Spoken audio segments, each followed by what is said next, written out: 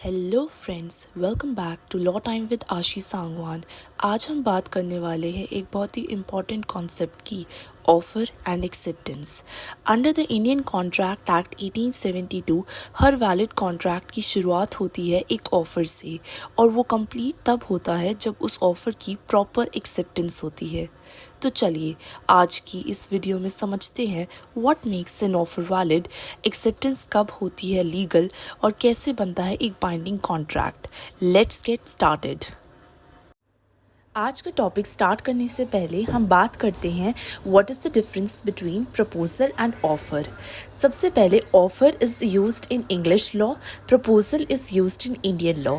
So I am going to use the word proposal.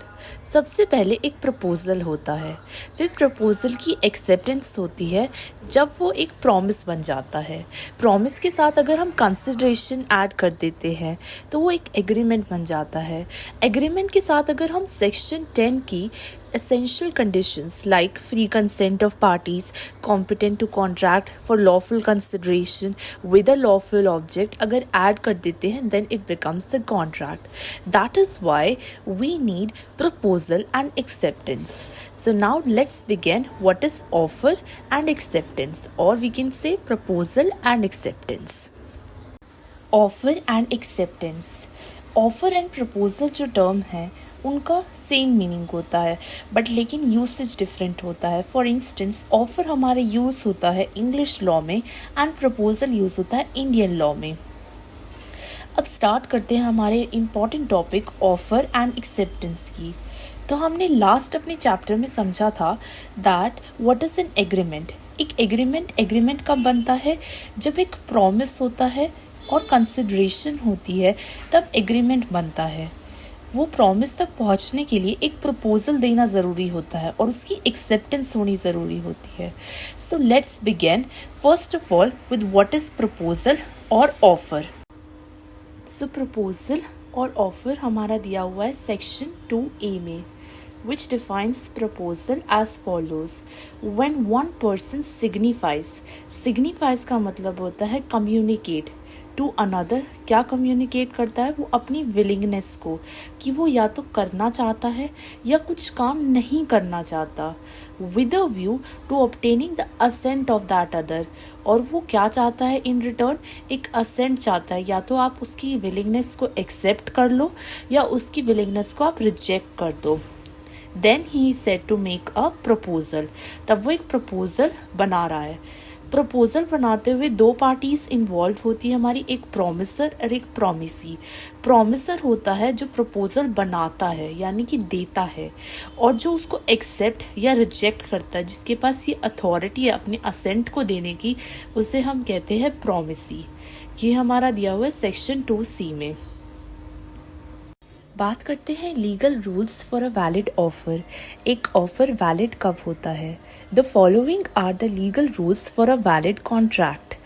एक contract valid होने के लिए उसका ऑफर वैलिड होना होता है, तो that is why we need to follow some legal rules. First is an offer must be made with an intention to create legal obligation. It means कि एक लीगल ऑब्लिगेशन होनी चाहिए, जैसे कि हमने अपनी लास्ट वीडियो में डिस्कस किया था कि एक सोशल ऑब्लिगेशन से आप कॉन्ट्रैक्ट नहीं क्रिएट कर सकते। सो सिमिलरली अगर एक सोशल ऑब्लिगेशन है मियरली, जैसे कि लास्ट में हमने डिस्कस किया था कि वो अपने फ्रेंड से बोलता है कि आप डिनर पार्टी में आ जाना, सो this is not a valid offer, क्योंकि ये कोई लीगल ऑफर नहीं है। बट लेकिन अगर आप कहते हो कि अगर मैं आप लोगों को पढ़ा रही हूँ and I am asking for a money, then it is a valid offer, because मैं आपको पढ़ा रही हूँ and in return I am asking for some consideration. So this is a valid offer and therefore cannot be said to be an invalid contract. Then second है an offer may be expressed or implied. जैसे कि हमने last time discuss किया था कि contract दो तरीके के होते हैं, एक होता है एक्सप्रेस और एक होता है इम्प्लाइड। अगर एक ऑफर है जो वर्ड्स में दिया गया है यानी रिटन या spoken, then it is an expressed offer. But लेकिन अगर वो इम्प्लाइड है, जैसे कि लास्ट टाइम हमने डिस्कस किया था कि अगर आप एक DTC बस को बोर्ड करते हैं, then that is an implied offer कि आप उसके लिए कंसिडरेशन अमाउंट पे करने के लिए तैयार हैं। ठीक है। इसके लिए you need not say to the conductor that I am boarding the bus, तो आप प्लीज़ मेरे साथ कॉन्ट्रैक्ट कर लो एंड कंसिडरेशन अमाउंट पे होएगी। No need for that, that is an implied offer. Then we have offer must be communicated. As we also discussed in section 2A, it clearly uses the word signifies. और हमने देखा था कि signify का मतलब क्या होता है, communicate. That means an offer must be communicated to the other party. It can be in the express form or it can be in the implied form. Important इसमें रहता है कि नॉलेज होनी चाहिए ऑफ़र की नेक्स्ट पार्टी को। अगर knowledge ही नहीं है then offer is not valid, so that is why it must be communicated. Then we have the special terms and conditions of the offer must be communicated. ये special इसलिए किया था क्योंकि समटाइम्स इंश्योरेंस जो companies थी वो अपनी policies में फ़ायदा उठा लेती थी लोगों को कुछ टर्म्स एंड कंडीशंस ना बता के, तो इसीलिए कोर्ट्स ने उस चीज़ से बचाने के लिए स्पेशल टर्म्स एंड कंडीशंस को रेगुलेट करने के लिए बोला गया कि ऑफ़र देते वक्त they must be communicated. It could be कि उनका रीजनेबल नोटिस दिया जा सकता है या नोटिस दिया जा सकता है पार्टीज़ को, या और किसी तरीके का कोई भी क्लॉज है तो वो ज़रूर बताना है, पार्टी को नॉलेज होनी चाहिए, तभी वो इंश्योरेंस पॉलिसी वैलिड है। Acceptance. Section 2B defines acceptance as follows. When the person to whom the proposal is made signifies his assent thereto, the proposal is said to be accepted. So जब एक promisee accept कर देता है उस proposal को जो एक promiser ने दिया था, that becomes an acceptance. Thus, acceptance is the assent given to a proposal. A proposal when accepted becomes a promise, and now वो एक promise बन जाता है। Now, let's begin with legal rules for valid acceptance. First is acceptance may be express or implied.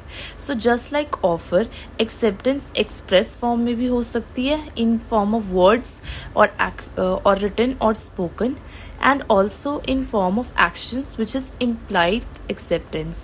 This has been discussed in section 3 and 9 of Indian Contract Act 1872 also.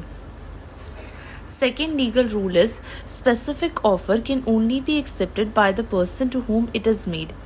Now two types के offer हमने पढ़े थे, specific offer and general offer. जो specific offer है वो उसी से accept किया जा सकता है जिसके लिए वो offer दिया गया है।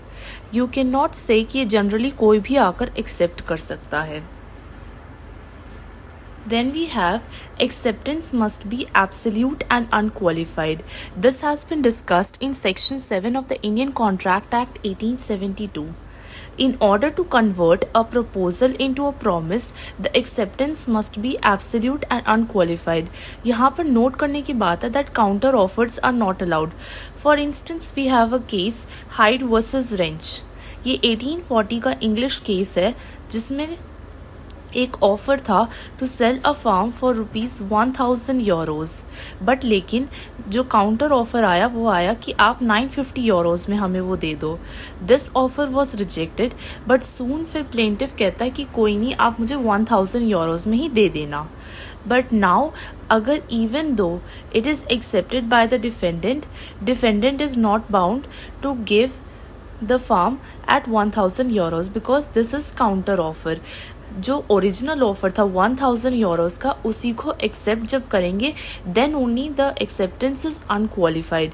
बट अगर वो काउंटर ऑफर करके €950 में पहले बोलता है एंड देन फिर बोलता है €1000 में, so this becomes vague and this is invalid.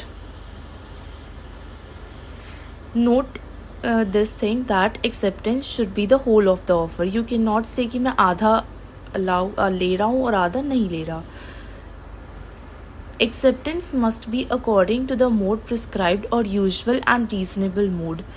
Section 7 provides that in order to convert a proposal into a promise, the acceptance must be expressed in some usual and reasonable manner. Usual and reasonable manner होता है express form या implied form में, be it written, spoken or in form of act. Unless the proposal prescribes a manner in which it is to be accepted. अगर पर proposal जो दे रहा है उसने कोई मैनर बोला है कि नहीं आप मुझे इस तरीके से ही एक्सेप्टेंस देना, तो जो प्रॉमिसी है उसको उसी तरीके से देना है। अदरवाइज अगर he wants with in a reasonable time he can clarify, और वो रीजनेबल मैनर में भी दे सकता है if he is not very comfortable with the manner prescribe by the promiser.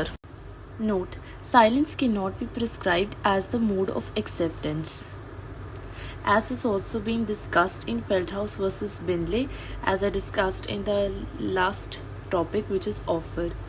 Then we have fifth one, which is acceptance must be communicated.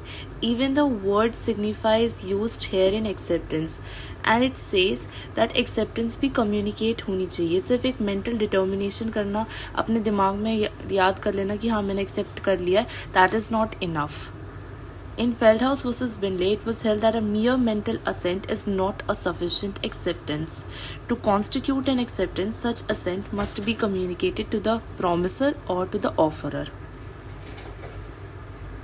Then we have acceptance must be given before offer lapses or is revoked. Time limit का expire होने से पहले हमें acceptance देनी होती है, and if no time is fixed or before it is withdrawn or revoked the offerer, then जो reasonable time होता है उसके हिसाब से हम डिसाइड कर लेते हैं। In the case of Ramsgate Victoria Hotel Company versus Montefiore, it was held that a person who applied for shares in a company in June was not bound by an allotment made in November. So that means there is always a time limit and you have to give your acceptance within that time limit only. Thank you for watching. Please like and subscribe.